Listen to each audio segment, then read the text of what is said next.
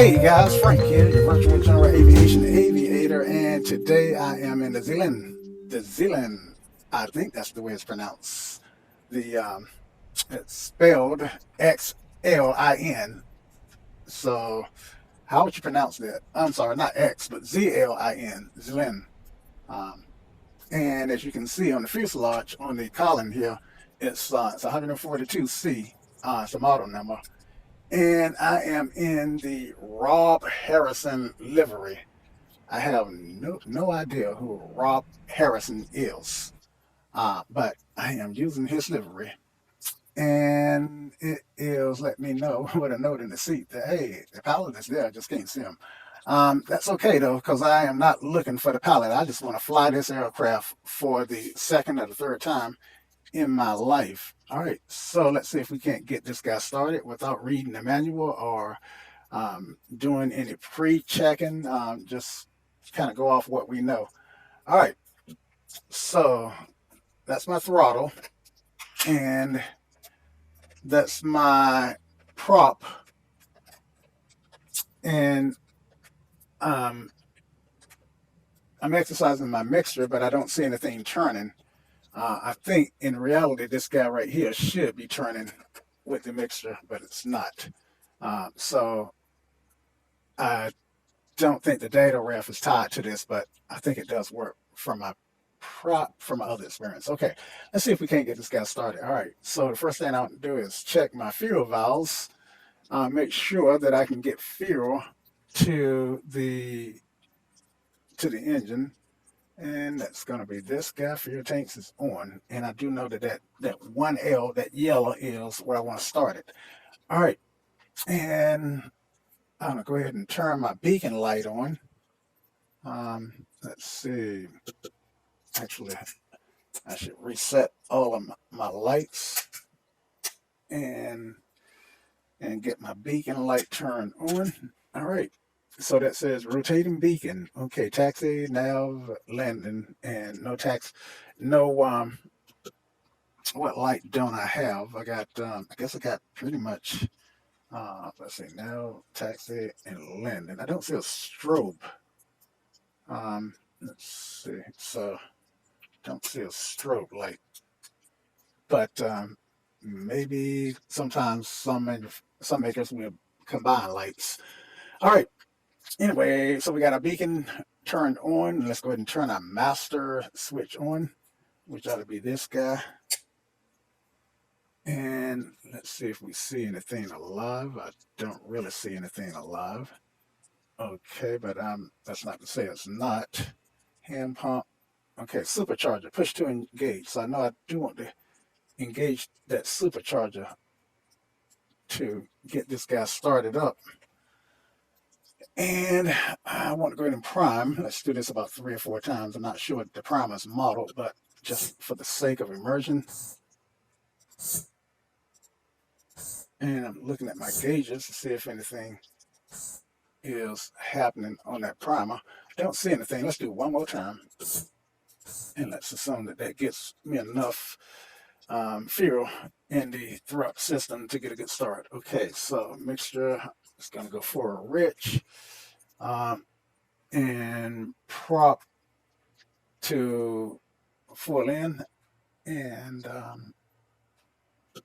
let's make these mags hot. Mags are hot, and let's clear prop. That's making a difference whether I holler clear prop or prop clear.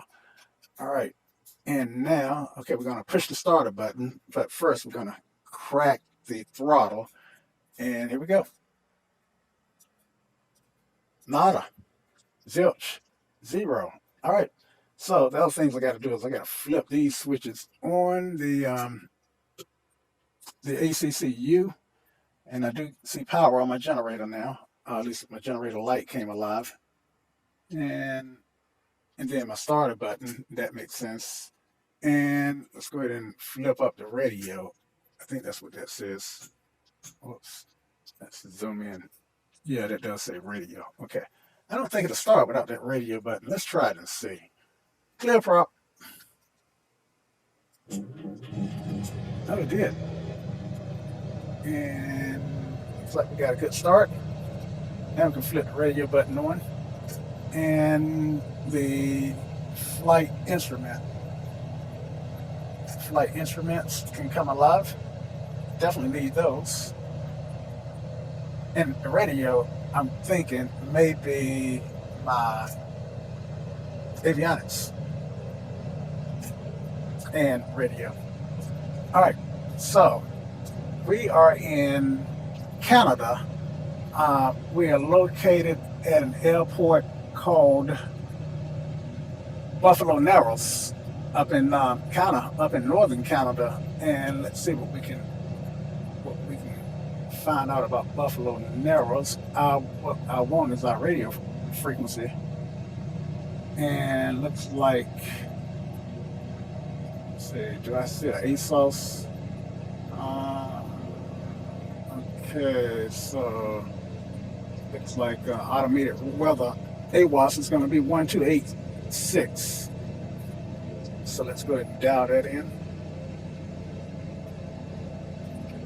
And do have the 430 here. So I'm looking for 1286.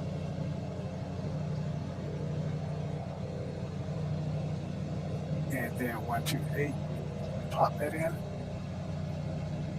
And that's on COM 1. And I'm not picking up anything. All right. So we know that that's not working.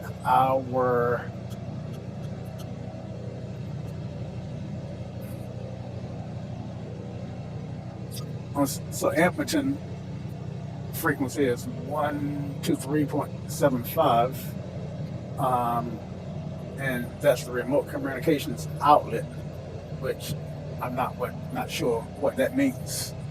I tell you, I don't know if the engine is drowning me out. So let's see if we can't adjust the engine sounds just downward slightly. Okay, so if it was, maybe that'll help. All right, for me, what I'm hearing, I'm still hearing it at the same volume. All right, so I wanted to get some idea of what the weather is. I could start my real world weather injection system. Yeah, let's do that. And that way we can kind of cheat and pull it up. So while that's loading up, then make sure we get our alternator turned on.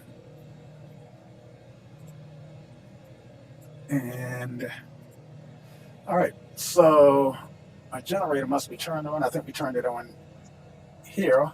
Generator, yes, on, starter's on. So actually I can turn the starter off now, but what if I have an in-flight engine failure and I want to restart? So having to take the time to click that button up is something that I don't want to deal with if it doesn't bother it to just leave it up. All right. So, so with this guy, I do want to say that this compass is my heading book. So I don't have a heading book on the 6-pack. So I'm actually going to use the compass for my heading. So right now I am on a heading of 300, 350 maybe.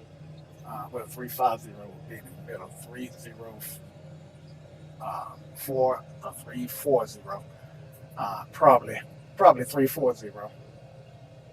Well, let's see. 300, 340, 360, 360, 350. Okay, so just want to kind of make sure we can read that somewhat. All right, what's next? All right, so let's we should have our temperatures about up to speed. And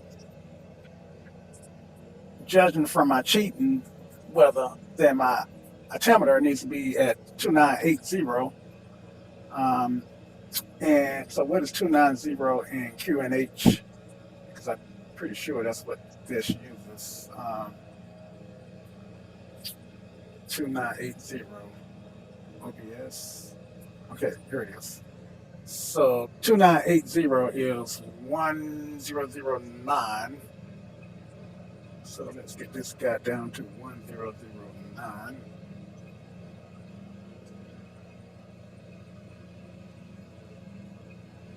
All right, so our field elevation is roughly 1,450. At least that's what we've got it set to based on the altimeter readings. And let's see, according to CYVT, the field elevation is so I'm looking. Elevation is 1,423 according to CYVT, and I said 1,000. What did I say? 1,450. So that's close enough. Dial it down just a notch. All right, and let's go flying, guys. All right, so let's get on some taxi lights, and a lot of the alpha yokes buttons don't work, so you may have heard me clicking them in the background. All right, so let's pull out our supercharger, and we got a windsock,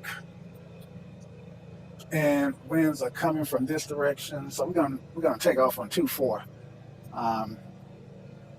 So let's plan for 2-4,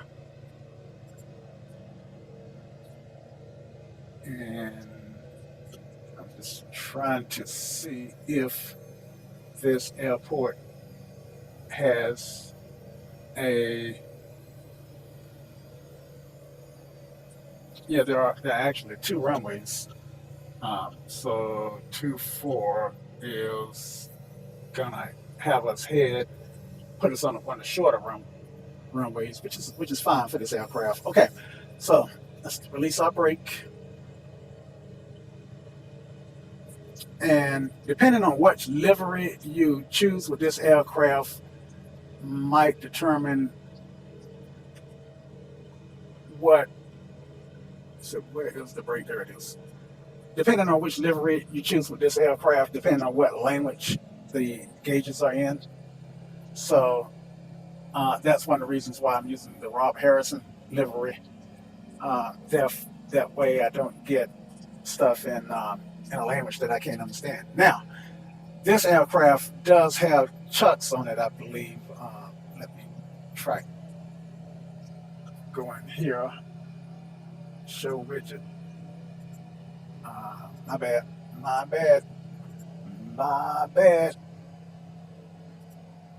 Because this doesn't show me the widgets that I thought I was going to see, and sometimes I fly so many different aircraft, I get stuff mixed up. Let's see, view. Yeah, maybe. Oh, okay, I remember what it was. It was this guy. So this is what I was looking for. I still got my static elements on, so technically my aircraft should not have started because I still got the chunks and the pitot covers and other static elements on. So let's get those off. Let's hold the brake and get those off. And let's see, I don't need, I got high crew turn on. So if I uncheck this guy, I believe a guy will pop in right next to me. I also am able to control my weight and balance. There he is. Then I can do hide. And even though he's still there, he's just invisible. And he's more than 66 pounds, that guy. He's a good 180. So let's give him some weight if he's going to ride around along with us. Okay, so our weight is in the red. That may not be good. Let's see. Let me just check something, see if I pull weight off of him. It's in the red. So yeah, let's not take a passenger. So you can see how some of the modeling that's available with this guy. In fact, I should show you the outside of it a little closer. So as you can see, it's modeled pretty good. to payware standards, to be honest with you. PBR, texturing, look at the details on the wheels here. Uh, I am one of the world's worst at, at using views that I don't tend to use. But you can see the brakes. You can see the rivets in the skin. Yeah, she's nicely modeled. The placards and the palette. Oh man, I wish I did look that good. But I look okay. I'm okay with the way I look. Oh man, my camera's not working. My webcam. I didn't catch that. So yeah, let's see if I can get my. So it should be working now. You guys can see me. But anyway, let's get back in the cockpit and let's get this flight started. All right. So let's click down here so we can put that back. And incidentally, this guy does support the AvaTab. I can bring it up simply by checking iPad with AvaTab. There it is. So yeah.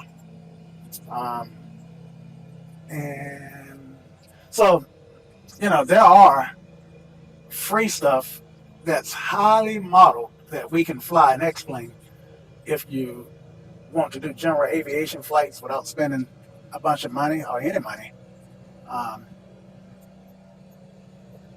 Quite frankly, I think the guys who design these airplanes, who put a lot of work in it, ought to be compensated for their time, effort, and expertise, which is why whenever I can, I don't mind paying. One moment, please, guys. Okay, so I just took a phone call, and I have to remember to put my phone on mute, on vibrate before I start my videos. Anyway, so yeah, we are still taxiing to 3-4, and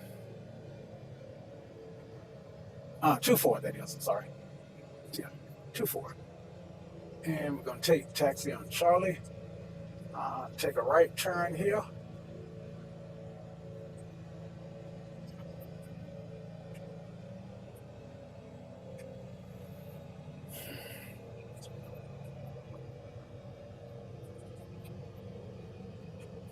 And looks like we're back taxiing on 2-4.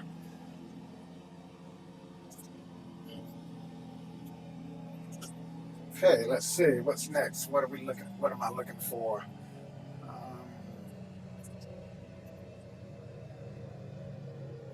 All right, so I am going to cross this runway. I am not doing stuff by the book, but truthfully, I really do. So, of course, every year I make a New Year's resolution is I'm going to make all my flights as realistic as possible. That means going through checklists, and whatever it takes. But somewhere along the line, I go, well, I don't want to spend the time going through the checklist, so I will stop. Anyway, I want to turn my lights up.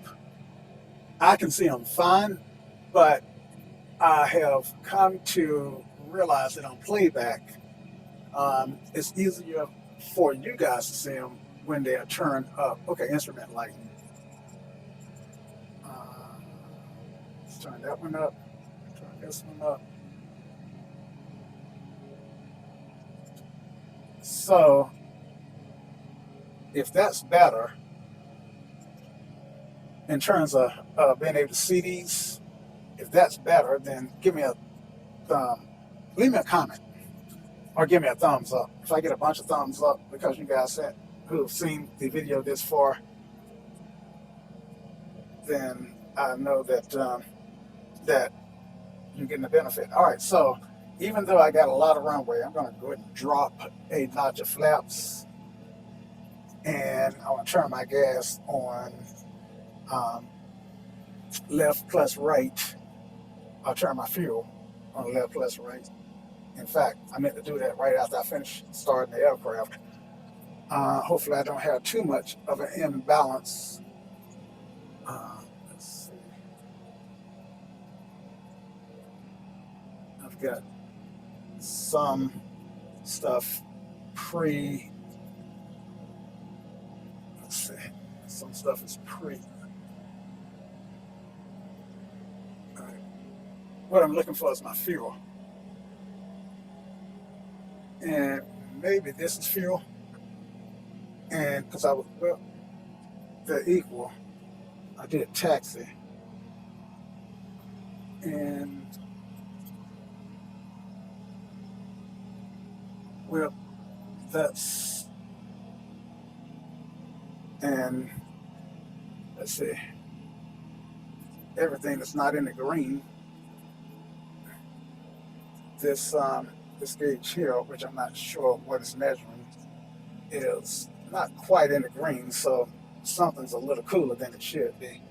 But I don't think that's gonna affect our flight today, so we're gonna go ahead and take off. We got that notch flap set, and we're not gonna worry about radio frequencies. And I promise you guys I'm gonna start flying on probably Pilot Edge. I've flown with them before. I keep trying to fly on VATSIM, but it's just so I get so confused in my mind when I got a guy in center and I'm sitting on the ground and I'm trying to determine whether I would call him for ground operations. And from what I understand, some controllers will handle ground operations and some don't.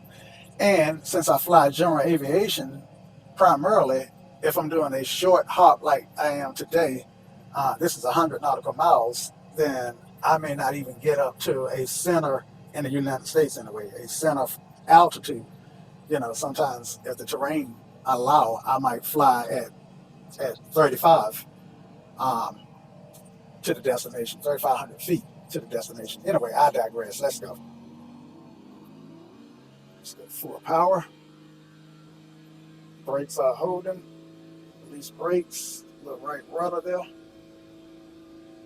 Try and hold that center line. 50 knots, 60, rotate. She's fixed gear, so gear doesn't come up.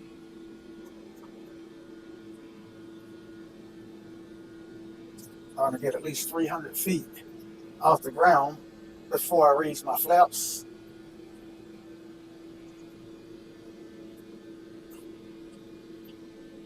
It's a little windy out here, but that's about 300 flaps up. And I think climbing out at about 95 probably would be a good pitch for this aircraft.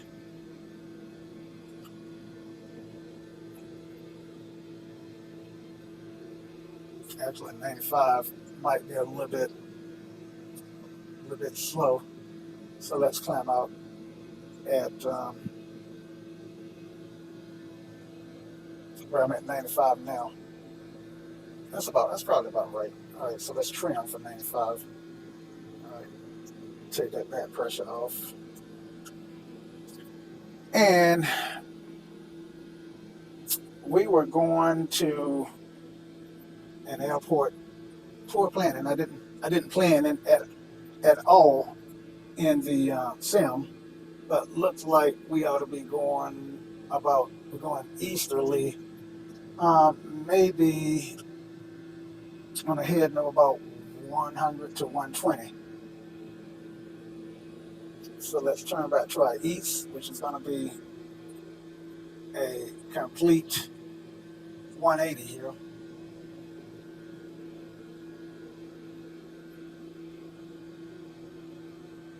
Actually, we should have turned the other way. That would have gave us a little bit less of a turn to get to get back to 200.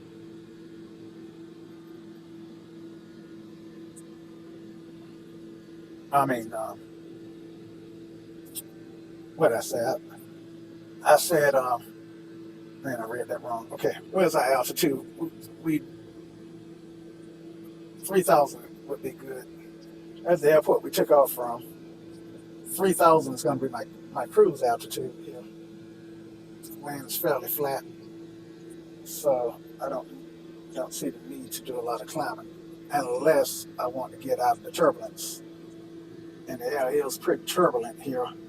So yeah, let's go ahead and climb up. See, we are VFR, so let's go ahead and climb up to 5,500.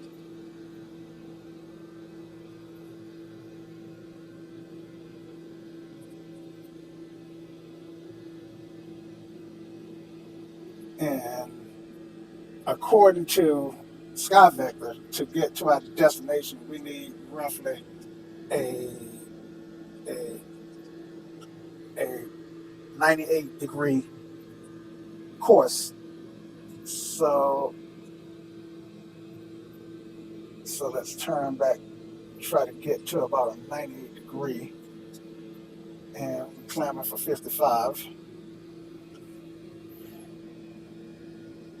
Okay, so that ought to be roughly about 98, somewhere there about. All right, found a point to fly to. I see a lake up there, so let's keep our nose pointed towards that lake, and we can. Now we never did adjust our pitch, prop, mixture, or anything. Fortunately, our RPMs are not in the reds. We're not redlining anything. Okay, look at our, let's see, this guy here says 160. Okay, that's kilometers per hour. And that is not in the green, the wind shear there.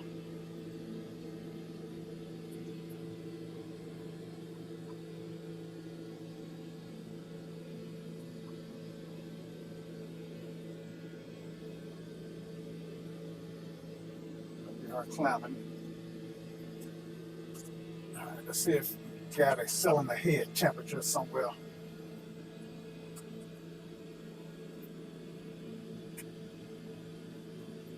So I'm playing with the mixture and trying to see what gauge changes. And oh man, I lost the lake that I wanted to fly toward.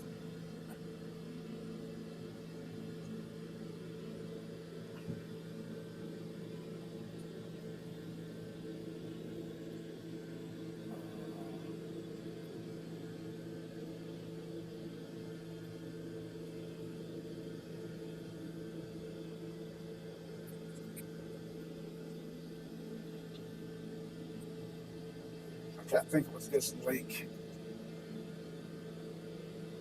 out here.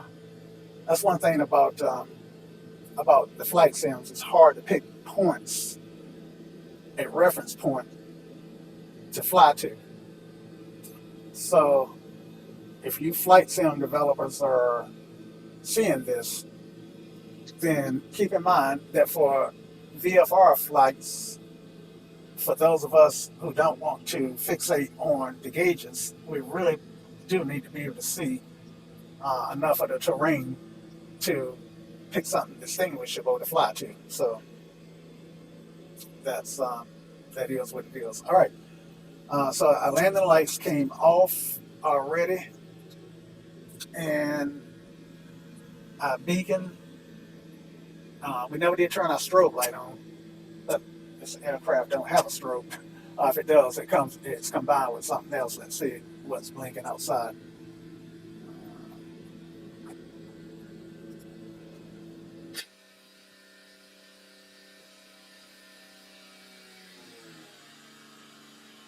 Looks like we got a landing light or a taxi light on. It's a taxi light. All right, so let's go ahead and turn the taxi light off. We're still climbing. Still got 1,000 to go for 55. And I'm gonna lean this guy by ear So as soon as I hear my engine pitch change,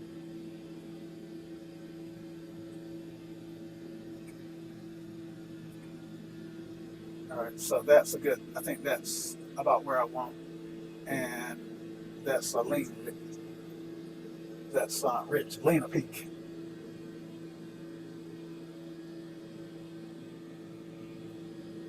Because I pushed the throttle back towards lean a bit after I heard peak, after I got peak, leaner peak. All right. So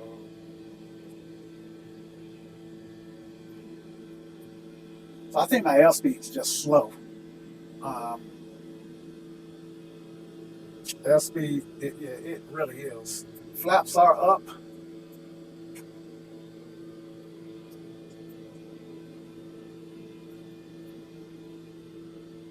And I am flying off course. One thing about flying without using the autopilot is I suspect it actually helped train you in the sim to scan a little bit more often, because quite frankly I'm more accustomed at this point of flying with the autopilot, so I don't have to scan my compass to see if I'm flying in the right direction. So what I need to do is work on my scan. So I was looking at, I hate when the weather changes abruptly,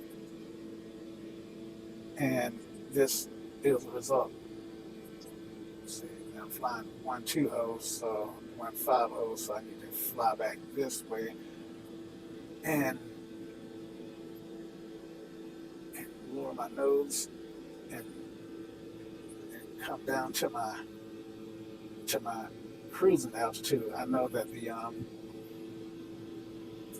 the altimeter must have changed dramatically, because I think it jumped dramatically. You can rewind and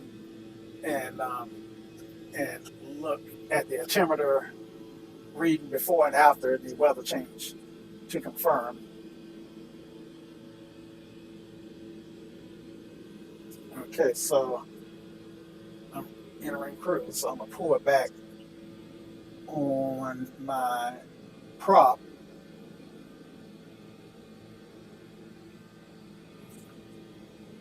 to get me an RPM around 23, and I'm gonna pull it back on my prop, on my power.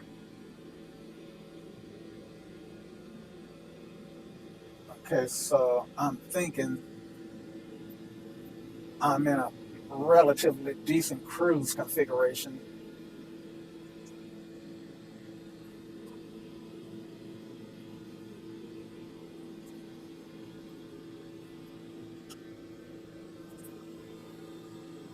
Now, question. With me flying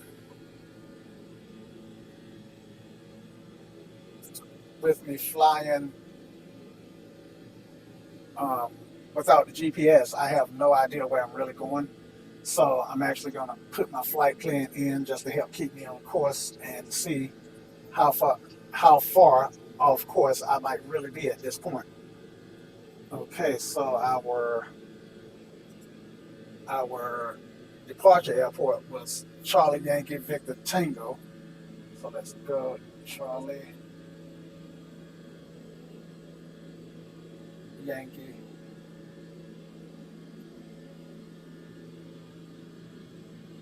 Victor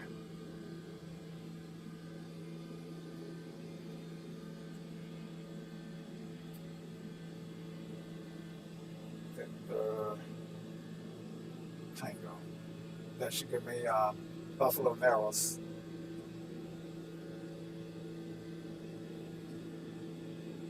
Okay. And my destination is Charlie Yankee Charlie. Charlie Yankee Victor Charlie. So let's go Charlie.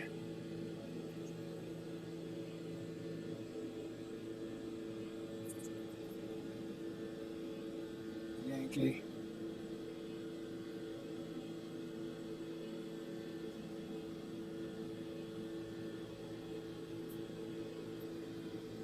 That's not Yankee.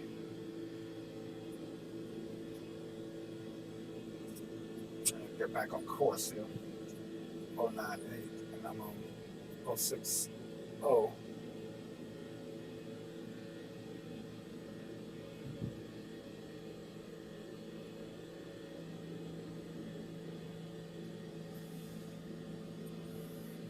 Charlie Yankee, Victor Charlie. Victor now.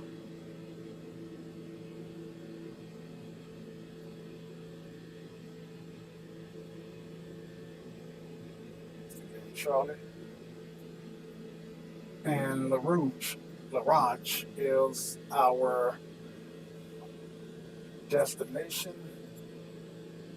And let's go flight plan. And okay, and let's get back on 03. Roughly about right here. And as you can see, I am not too far off. So we can use that to check in from time to time, but I can use the oh wow.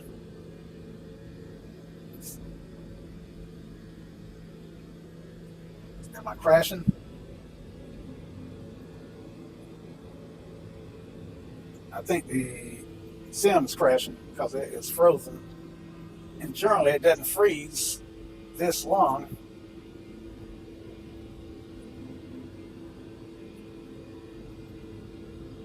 Yeah, it's crashing. That sucks. So this is going to end this flight, but this was a good opportunity to introduce myself and you to the Zlin142 that's available for free from Xplane.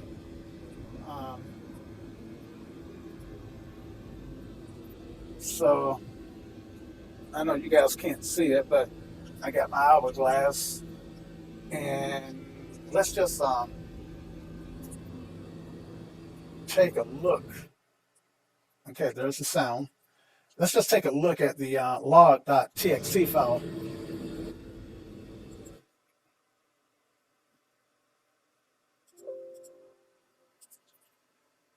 So it definitely crashed. Let's just take a look at the log.txt file just to see what might have went wrong. All right. So usually whatever went wrong is usually here at the bottom. All right. And what it's saying is aircraft extra, okay, that's the location. And it seemed to keep referring to the aircraft livery. I don't know what's going on with that. Okay, here's a Jenkins. And a Jenkins is not good. Okay. So this is probably what caused the crash here. Okay, C. Jenkins design triggered source code application Xplane11,